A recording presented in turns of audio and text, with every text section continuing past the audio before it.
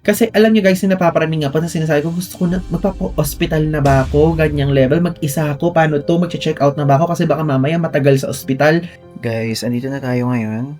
Ito yung itsura ng clinic. Tinap-tap niya yung ating chan.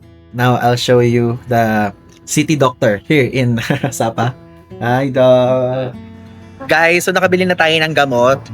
In fairness, ang aliwalas. Yung isang bed, kunyari ngayon, hindi pa tayo naliligo, galing tayo sa labas, dito tayo, tapos doon tayo matutulog sa side doon. Tignan nyo guys, so, maulan na araw ngayon dito sa Sapa. Yung aircon medyo mahina. Guys, andito na ngayon tayo. Parang G8 lang din siya.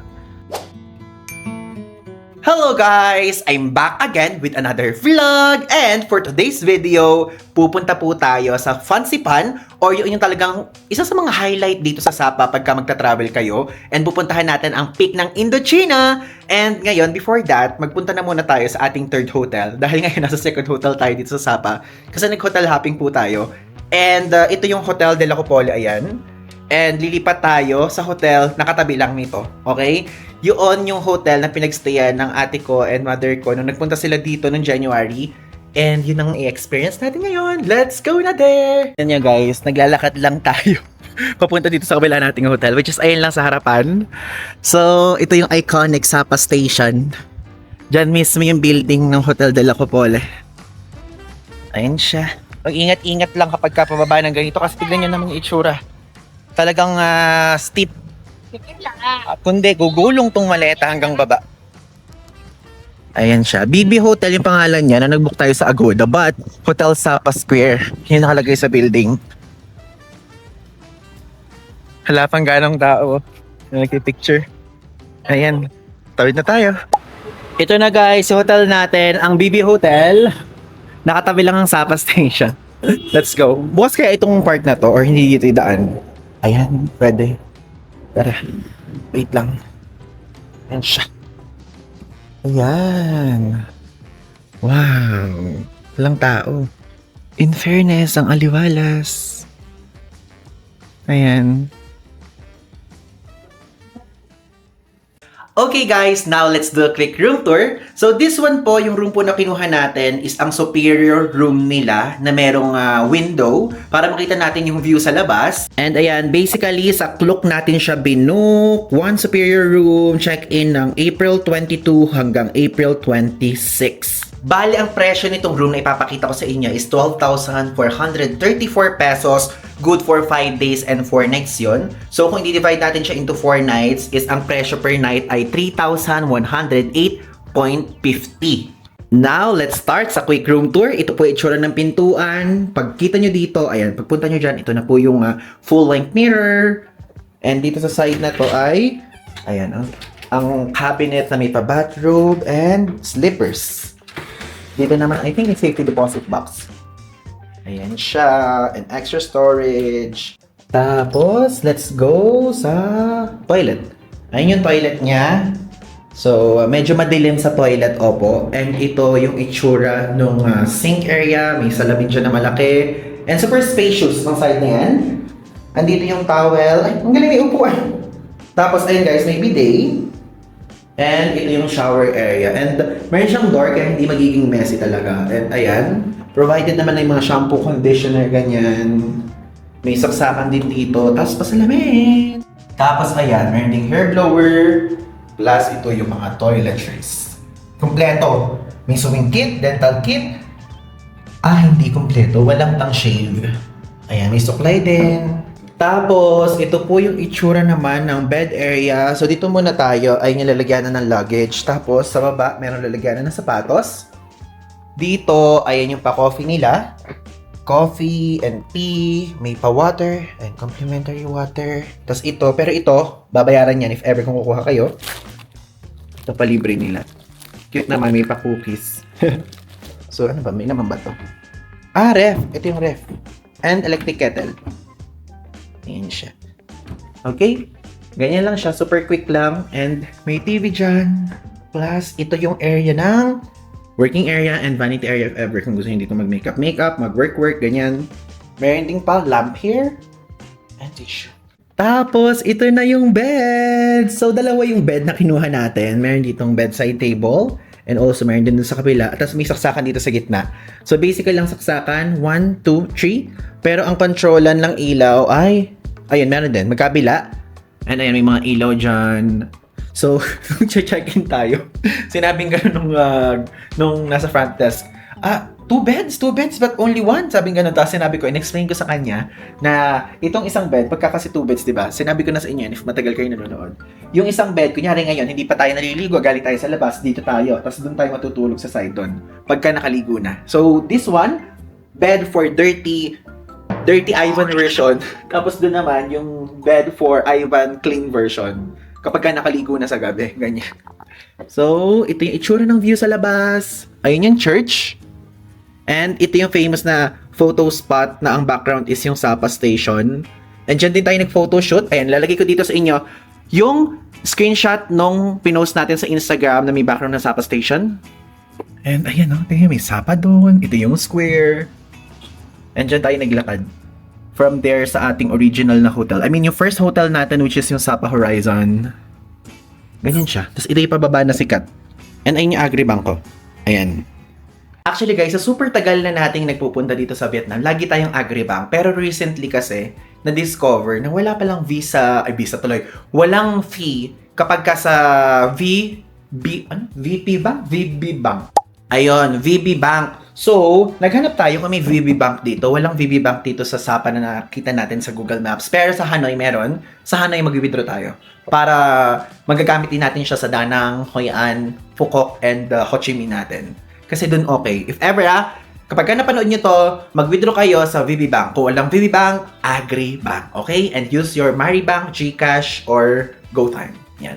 Bali now, kumonect na tayo sa wifi nila kasi syempre, re-review natin yan. Ilan bang 8? Ito, number, puro 8888 kasi. Kasi ganito yan. Pagka nandito kayo sa Vietnam, mapapansin nyo yung mga password, kundi 1, 2, 3, 4, 5, 6, 7, 8, name ng hotel, tapos paulit-ulit lang ang number. Kunyari, 8888 tulad dito, tapos 777, ganyan guys dito. Kaya nakakatuwa, hindi tulad sa atin na super complicated. Ilang 8 to? 1, 2, 3, 4, 5, 6, 7, 8. Okay, 8 na 8. Yan. Wait, pakikita ko sa inyo kung gaano kabilis via speed test. Ay, tingnan natin. Tignan natin kung gaano kabilis. Oh my God, feeling ko mabagal kasi hindi siya ganun Wala pang mga lumalabas. Oh, not bad. Hindi, medyo bad pala. Hindi not bad, medyo bad pala siya. Okay. Medyo bad. Kasi 6 Mbps lang, Hindi mabilis yung internet nila. Nitong BB Hotel, hindi mabilis yung internet. So, basically, nagsimula tayo sa pinakamabilis na internet, saktong internet, at mabagal na internet. So, 7.43 Mbps lang dito. Pero, i-check din natin sa mga ibang areas kasi usually, pagka mga ganitong klaseng thing na mabagal yung internet, ang ginagawa natin, bumababa tayo sa front desk. I mean, doon sa mismong lobby or sa lounge area, tas doon mabilis sa ganun. Yun yung last resort natin kung hindi talaga bibilis yung internet dito sa area natin. Okay? Ngayon guys, tapos na tayo mag-hotel tour and actually bukas pa yung nakabook na Fancy Pan kasi medyo slow down a little itong Sapa trip natin. Sinasabi ko naman sa inyo sa mga previous clip. Samahan nyo muna ako sa part na to, sasama ko ulit kayo sa pharmacy because hindi pa rin okay yung belly natin. Bumili lang tayo ng Oresol. Let's go! And I think water, kasi itong ganitong klaseng water, hindi siya enough for us. And kung meron pa tayong mabibiling pagkain, parang hindi na tayo lalabas tonight. Guys, so nakabili na tayo ng gamot and dito pa rin tayo bumili sa binila natin before. If ever, ilalagay ko yung screenshot ng Google Maps dito. And now, kumain na tayo ng ating late lunch dito sa Cafe Bao Top. Ayan, sikat din to guys here sa Sapa. Ito siya. Though walang tao kapag ka mga ganitong oras kasi hindi naman lahat ay nandito. Oh, look oh. Daming pera natin. 1, 2, 3, 4. Ang dami. Daming Philippine money. Sa tayo upo. Dito. Or what? Bali, ayan guys. So, ito yung breakfast food. If ever, kung gusto nyo. So, ang starting price is 140,000 dong. Tapos, dito naman sa mga soup, if ever kung gusto nyo, lobster, 170,000 dong. Yan yung sikat na pumpkin. Asay pumpkin. Ito, 120,000 dong din. And yung mga local food, dun tayo sa local food para maipakita ko sa inyo. Sa local food. May local food ako nakita eh. Ito mga local food. So this one, fried rice with vegetable. So 125,000 dong. And pasan tong spring rolls and Sapa spring rolls 110,000 dong, garlic butter fries 120,000 dong, and vegetable salad 110,000 dong. So guys, I have decided na magpipizza muna tayo because of kailangan natin ng bread. Kasi sabi, bread ang kailangan kainin natin. So parang kino-consider ko yung dough niya as bread. So parang ito yung okay, margarita, tomato sauce, mozzarella and oregano. So 210,000 dong yung bayad doon. Huwag na muna tayo mag-meat. Yan ba yung okay? Ay, Sapa pizza may mushroom and chili, oh. Or ito tayo. What do you think? Pero gusto natin yung mushroom. Healthy naman yung mushroom, di ba? Guys, so, ang daming Philippine peso na nakikita natin. And also may sulat, di ba? Bawal sulatan yung pera, di ba? Yung Philippine money. So guys, this is our food. 225,000 dong to. Ayan, pizza. Tanan! Medium-sized pizza. Akala ko, madaming mga laman mismo talaga. Tara, kain tayo. At least bread yan.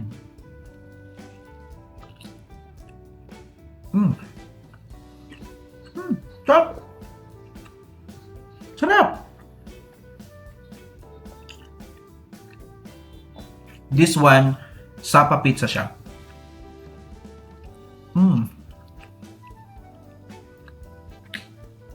May mushroom, bell peppers, at hindi ko pa alam yung iba. Ayan, papakita ko sa inyo. Ayan. Sarap siya. Kung i-rate ko sa inyo 8 out of 10, hindi yung super sarap. Hindi maalat. Ang nalalasahan natin yung cheesiness. Yan. Okay. Good morning guys! Today's another day. So today is our day 6 dito sa Sapa, April 23. So sinabi ko sa inyo noong before ay day 4. Tayo po ay nagkaroon ng Vietnam Belly. So yung Vietnam Belly na meaning ilalagay ko na dito sa screen. And now, originally scheduled tayo ngayon magpunta sa Fancy Pan. Nakapili na tayo ng ticket sa Klook. Meron ng train yun, ay monorail, yung train, and also yung cable car, tapos yung tram pataas. Kaya lang guys, hindi natin kayang lumabas, so unfortunately, hindi natin siya matutuloy. Ganun talaga. That's the reality of traveling. Not only for travel vlogging, but the entire traveling. Okay? May mga ganito talaga.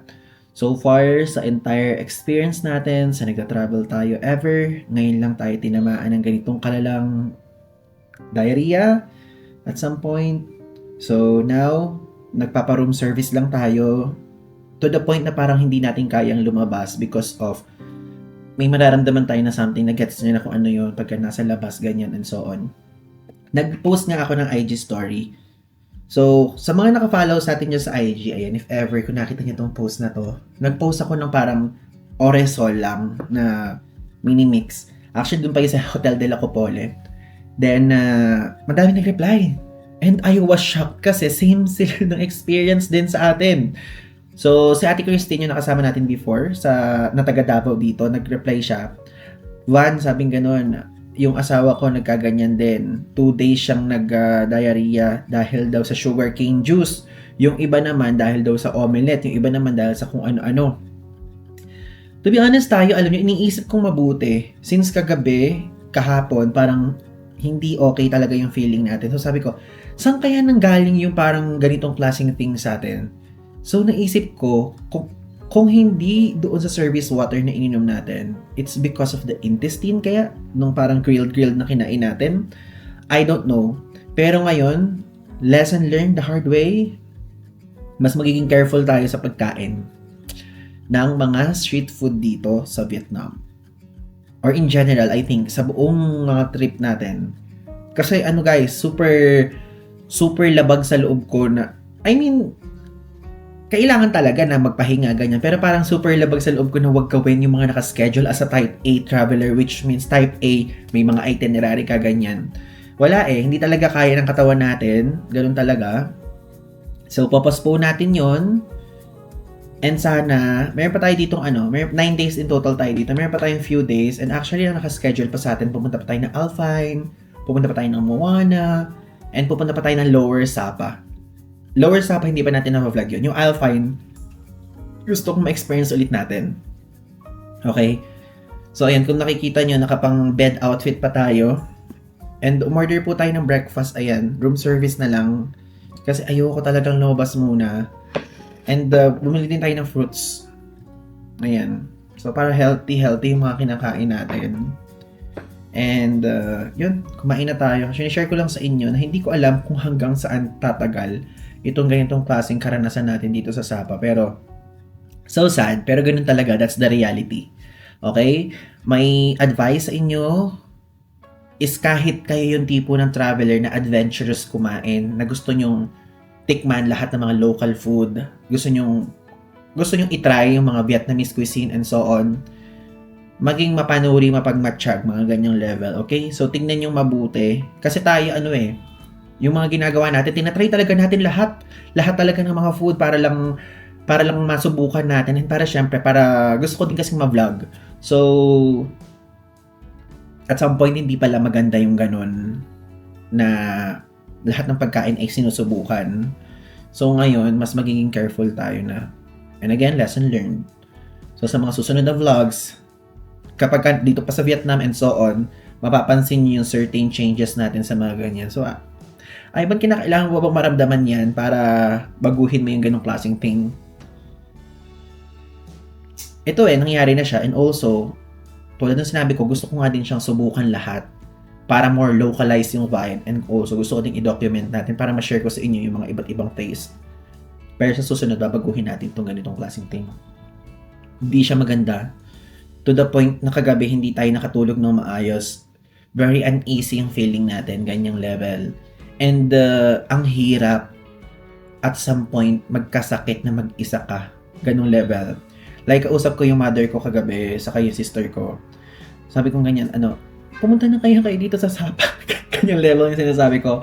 Kasi alam nyo guys, yung napaparaning nga pa na sinasabi ko, gusto ko na, magpapa-hospital na ba ako? Ganyang level, mag-isa ako. Paano to? Mag-check out na ba ako? Kasi baka mamaya matagal sa ospital. Mag-isa ka. Mga ganon. Tapos, nag-check ako ng hospital. Dito sa Sapa, wala guys. Like literally wala, kailangan pa mag-Hanoi. So iniisip ko, ikakat na ba natin tong Sapa? Pupunta na ba tayong Hanoi? Or ikakat natin yung Sapa, pupunta na ba tayo ng Hanoi? Tapos mag-book na tayo ng flight pa Manila? Hindi ko alam. Kaya again, lesson learned the hard way. Magiging maingat na tayo sa susunod super. Okay? So again, fried rice with egg and the fruit seasonal platter yung in-order natin. Room service lang to kasi hindi pa natin kaya lumabas. Just quick update lang. And again, yung vlog na to hindi ko alam kung ano yung patutunguhan pero i-document ko ngayon more on sa experience natin kasi hindi na natin magagawa yung fansipan. Okay? Thank you so much. Hello guys! Today is another day and actually itong clip na to kumpara doon sa mga previous clips na napanood nyo after 2 days na. And today is our day 7 dito sa Sapa. 9 days tayo in total dito. So basically, simula nung day 4 hanggang ngayon day 7, nasa bed lang tayo. And unfortunately, wala tayong nagawa that time. Nag-rest lang tayo. And nakaschedule doon sa part na yon is dapat pupunta tayo sa Fansipan, pupunta tayo sa Alpine Coaster, sa Moana, and also sa sa Lower Sapa. And ngayon, medyo nahihilo pa ako, uneasy yung feeling. And since day 4, 5, 6, 7. So since 4 days natin ngayon na nararanasan pa natin siya, I have decided na magpunta na tayo sa clinic dito. Kasi iniisip ko, doon sana tayo magpupunta sa ospital, pero nasa Hanoi pa kasi siya. And ala naman tayong mabook na parang uuwi tayo agad ganyan. And madaming proseso pa ang mangyayari kapag pupunta agad tayo sa Hanoi. Pero meron na din kasi tayong nakita na ospital sa Hanoi sana. Gusto ko sana magpa-check up na or kung ano pa man ang gagawin. Ilalagay ko dito yung French hospital sa Hanoi. So, iniisip ko kasi baka mamaya is yung language barrier, of course, kasama yun dito. And grabe, ang hirap ng pinagdaanan natin so far. And I know, medyo kasalanan din natin at some point kasi hindi hindi tayo nag-ingat ng some point dun sa intestine na kinain natin siguro at saka sa water. Hindi ko alam kung alin dun sa dalawa ang napagkuhanan natin. And also, tignan nyo, ubos na yung Ursiflora na dadala natin kasi may baon tayong Ursiflora. Yung Restore and Defense. Itong Defense, meron pa siya natitira na iba naman. Pero 3 box kasi dala natin. So, meron pang 2, 4, 6, 7 in total. And mayroon pa tayo ditong Oresol na nagdagdag tayo ng stock for rehydration kasi baka mamaya ma-dehydrate tayo sa nangyayari. Pero kumakain pa din naman tayo, ganyan. Nanghihinayang lang ako at some point kasi yung mga nakaplano natin na hindi siya nangyari. And ngayon, mayroon ako na-research, which is ito yung pangalan ng clinic. Papakita ko sa inyo. Ito siya. Medyo mahirap bigkasin, pero ito yung pangalan. Ayun yung pangalan. Phong Cam Ni Tai Mui Hong. Yan siya. So, nagsasara siya ng 11:30 PM at open siya ngayon. Magpunta na tayo doon, pero alam nyo, sa totoo lang, nung nag-check tayo ng reviews, mix of positive and negative ang nakikita natin. And nakikita natin may nag-charge. Merong na-charge yan na 202 Singapore dollars. So, parang 9,000 plus pesos yun. Merong 80 euros naman na na-charge yan. So, hindi ko alam actually kung magkano ma-charge sa atin. Pero medyo need na talaga natin mag-seek ng help. Kasi ayoko nag-overthink ako. Mahirap kasi kapag mag-isa ka tapos nagta-travel kasi nangyari sa'yo to. Basta yun. Update ko na lang kayo. Magpunta na muna tayo doon, okay? Ayun guys, so mag-grab tayo papunta doon. So may area lang pala ng White Cloud yung clinic, okay? So 36,400 dong. Guys, andito na tayo ngayon. Ito yung itsura ng clinic. Masters Clinic Dr. Chu. Dr. Chu? Chu, yan. Actually, ito yung na-research natin na nandito lang sa area na doktor. Hindi ko din alam kung magkano yung consultancy na presyo. Pero, ang mahal na nakikita natin online. Pero kinakailangan din natin talagang gawin. Gusto ko sana sa Hanoi pero ayokong patagalin. Kasi alam nyo kung ano yung nafe-feel ko. Like, umaariba pa rin yung diarrhea. Yes. Pasintabi sa mga kumakain, I just need to say this one also. Kapag ka gabi, mas nangyayari siya pag madaling araw. So, 2 times na madaling araw siya nangyari. Kaya hindi tayo nakakatulog. Tapos, nagtatry tayo lumabas. Pagka lumalabas tayo, medyo lightheaded yung feeling natin at some point. Kaya kapag lumalabas tayo, parang, alam niyo, parang nakalutang yung ulo natin. Ganun yung feeling niya. Kaya hindi natin kayang gumawa ng mga kahit ano. Kaya mahabang lalakarin, ganun yung nafe-feel natin. Kaya kahit ito medyo, kung yung normal face natin, kaya natin itong lakarin, ginrab natin, though 36,000 dong lang din naman. Ito yung nakita natin. And sabi naman dun sa review sa Google Maps is tumatanggap din daw naman sila ng credit card payment. Kasi kung masyadong mataas, baka hindi na umabot yung pocket money natin dito. Baka kinakailangan na natin mag-withdraw. Kasi sa totoo lang, alam nyo, yung pocket money natin na withdraw ng first day, mas naubos lang siya sa gamot to. Mas naubos lang siya sa gamot, hindi siya mas naubos sa mga ginawa natin kung ano-ano. Yung Oresol lang, bumili na tayo ng 3 kasi gusto ko rehydrated tayo lagi. Tapos, loperamide. Tapos, meron din tayong biniling mga iba. Though, hindi pa tayo nakakapag-restock ng probiotics kasi meron pa tayong baong Ursiflora. Pero paubos naman siya, baka tingin ko. Ito, pharmacy na tong likod, bibili na lang tayo dito. Ganyan. Sabing ganun, mag-intay na lang daw tayo ng 10 minutes muna.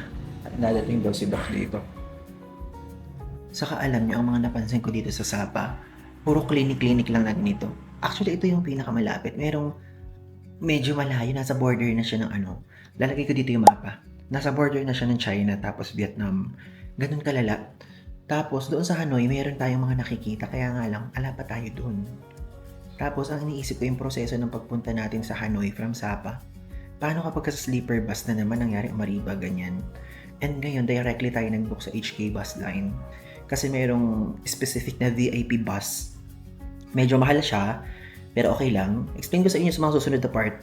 So, basically, ano siya, isang bus, ang available na nga lang yung taas. Kasi last minute na tayo nag-book doon. Tapos, with WC, ibig sabihin with toilet.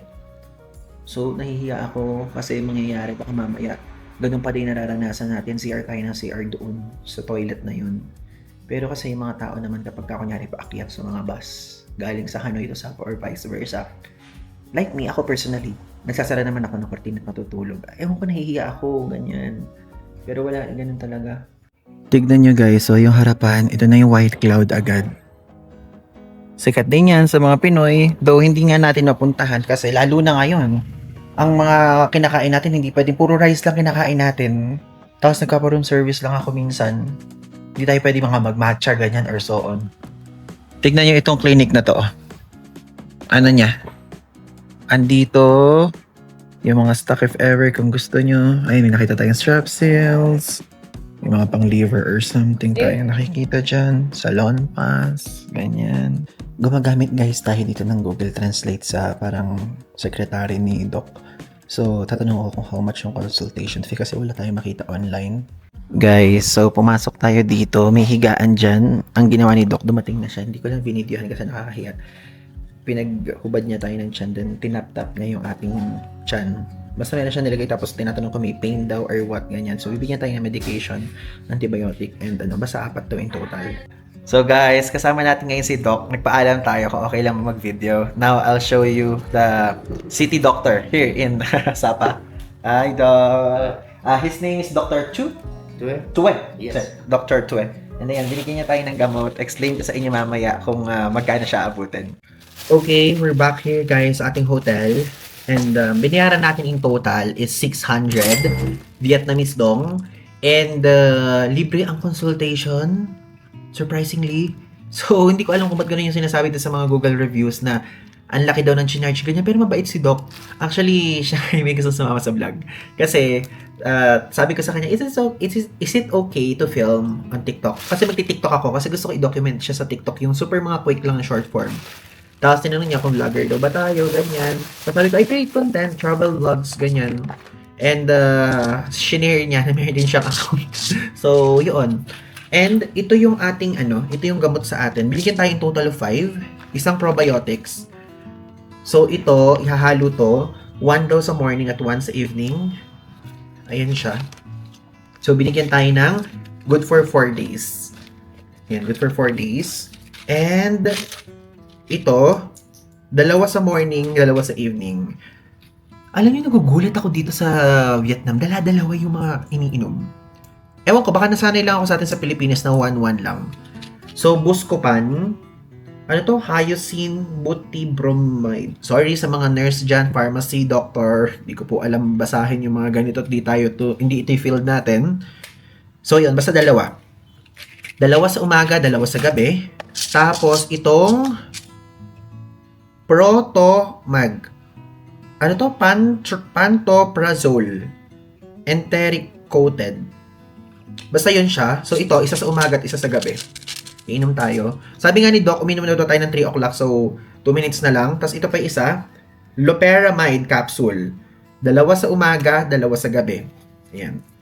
And, itong isa, Biceptol 480. So, ang kanyang generic name is Sulfamethoxazolum plus Trimetoprimum. Basta yan, hindi ko alam kung ano to, pero antibiotics yung binigay sa atin and so on. So, i-research ko muna din siya. Pero may tiwala naman ako kay Doc kasi may-ari siya ng pharmacy katabi. Ganon. So, basically, yung gamot ang binabayaran natin dito. Pero ito, alam natin to. Alam din natin Buscopan and Loperamide. Ito lang yung di natin alam, to be honest. Itong dalawa. Mga pang malakasan ng mga gamot, I think. So, uminom na tayo. And sabi niya, kung may mararamdaman pa daw tayo bukas, bumalik daw tayo doon. At i-lab test niya tayo and also ultrasound. Parang yun yung sinasabi. So, sana umokay na yung ating lagay dito. Inamin na natin.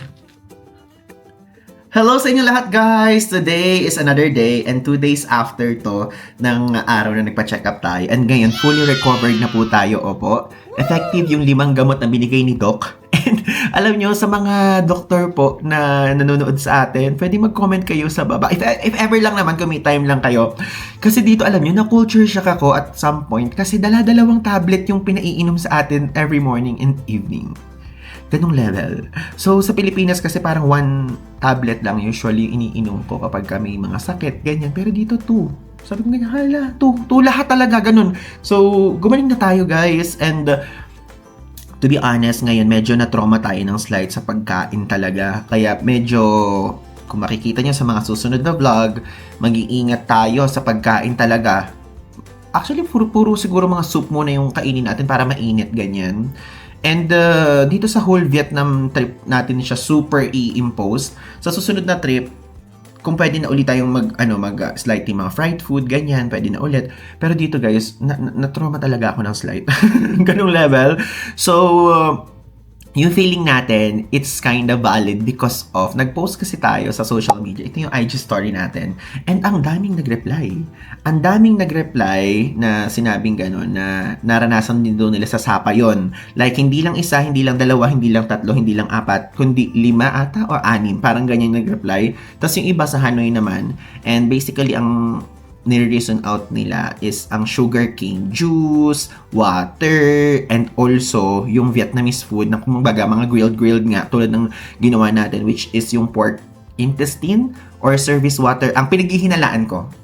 So, meron ding nag-message sa atin, Ivan, hindi ba kaya sa India mo nakuha yan? Kasi galing ka pa ng India.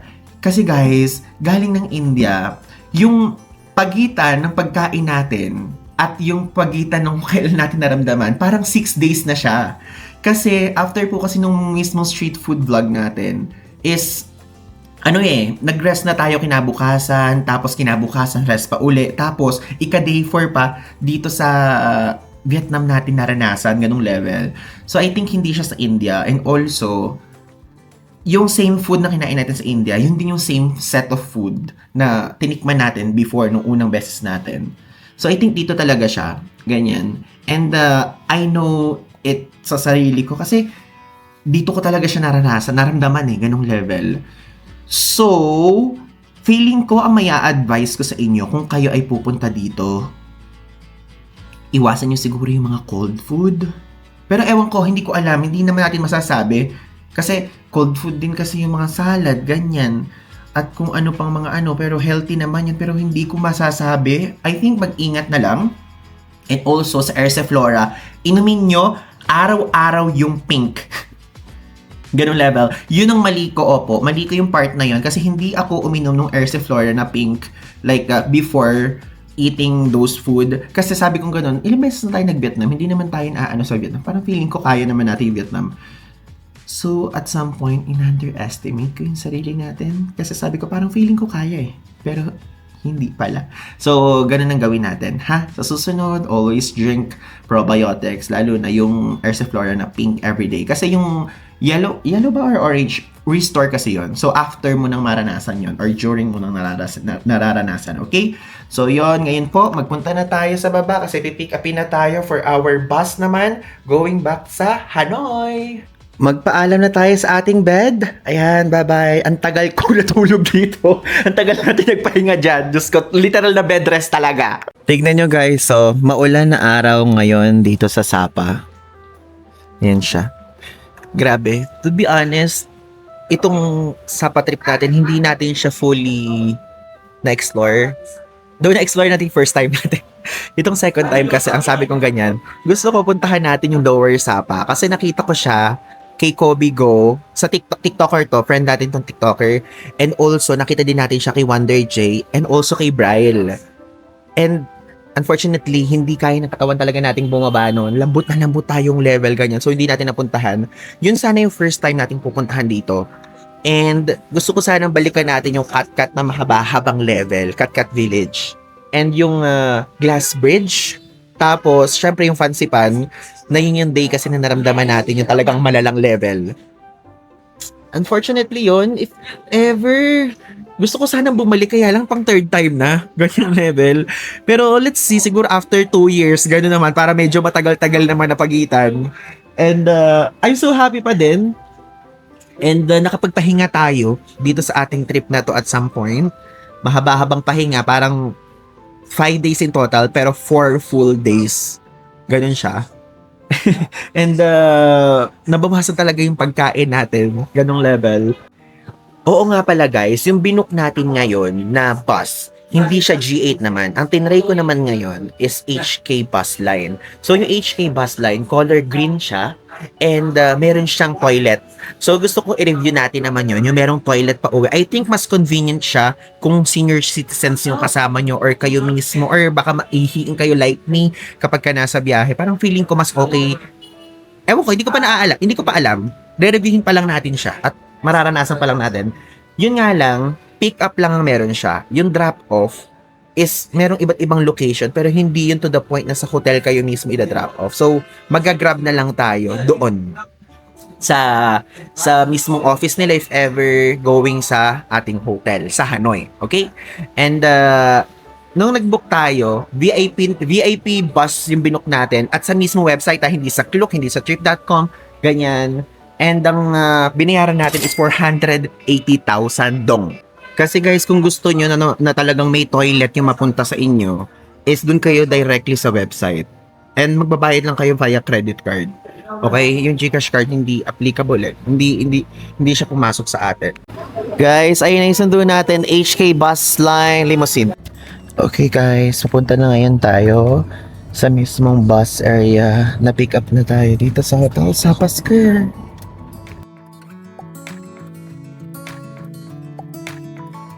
Okay, we're here. Andito na ngayon tayo sa Sapa HQ nila. Andito ngayon tayo guys sa office nila. Mag-check-in na muna tayo. Ayan yung itsura, HK Bus Line Limousine. Ayan.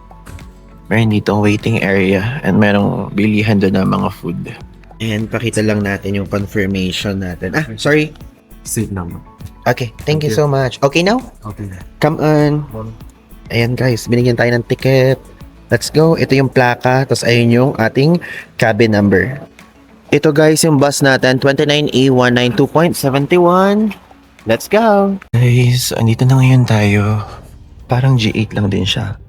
Up and down. Ayan. So, dito tayo sa B25. Ito yung itsura. Ayan, first time natin sa upper cabin. May pailaw doon. May wifi. Show me address, please. Meron din silang ganito. Ayan. Mamaya natin tingnan.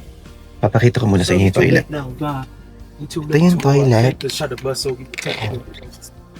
yung toilet. Wow. Ayan yung pinaka-toilet guys if ever you want to see. May bidet! Ang galing! Okay na option tong HK bus line. Kaya lang ang problema sa kanila, wala silang hotel drop-off. Yun lang. Pero parang for me, parang mas convenient yung may toilet tas mag-grab na lang naman kapag sa drop-off sa hotel, di ba? Ito guys, ang itsura ng pinaka-cabin. Ulitin natin kasi kanina may mga tao hindi ako makapag-explain sa labas. So, ayan, may TV dyan. Ito yung pailaw. Ayan, ito pa. Ito pa. Ayan siya. Ganun. Andito din. Yung aircon medyo mahina. Hindi siya ganoon kataas. Oh, grabe, nakakahilo. Parang nahihilo ako. Unahan na natin ang tulog, okay? Tapos mayroon din silang pa-water. Ayan, and also wet wipes. Ito. Meron headphone. And clicker if ever gusto niyo na massage. So guys, matutulog na muna ako para maunahan natin, baka mahilo tayo. Guys, so lalabas tayo ngayon. Second bus. We're about to reach our rest stop. The bus will pull up here for 15 minutes to allow you to use the restroom before the sleep. So ang We kindly ask that you return to the bus on time so that we can stay on schedule. And Thank I you. think because of nasa likod tayo, usually kasi nasa harapan ito na lang kasi available dito sa biyahe na to na gusto kong time natin. So, 2 bus stops. Yung first bus stop, tulog na tulog tayo. Itong second is 15 minutes lang siya. So, let's go. Ito guys, yung bus stop. Ito yung itsura ng bus stop pagka HK bus line. Ayan siya. Okay guys, so we're here na sa Hanoi. At ayan na, nakarating na tayo. 8:50 AM tayo. Umalis sa Sapa. 2:55 PM na. Nung nakarating tayo ngayon. So, welcome back to Hanoi! And share ko lang sa inyo yung thoughts natin or review natin dito sa HK bus line. I think between G8 and HK bus line, pwedeng ito yung itry nyo lalo na kung mas-CR kayo. Okay naman siya. Yung nga lang nasa likod kasi tayo. Kaya parang feeling ko mas maalog. Mas nahihilo tayo dito kumpara sa G8. Kung sa hilo factor na. Pero kasi nasa likod tayo, nasa gulong na part. Pero may toilet. And again, direct po ito sa mismong website. Ilalagay ko dito yung link sa mismong video. So, sa interior naman, mas boto pa rin tayo sa G8. Mas gusto pa rin natin yung G8.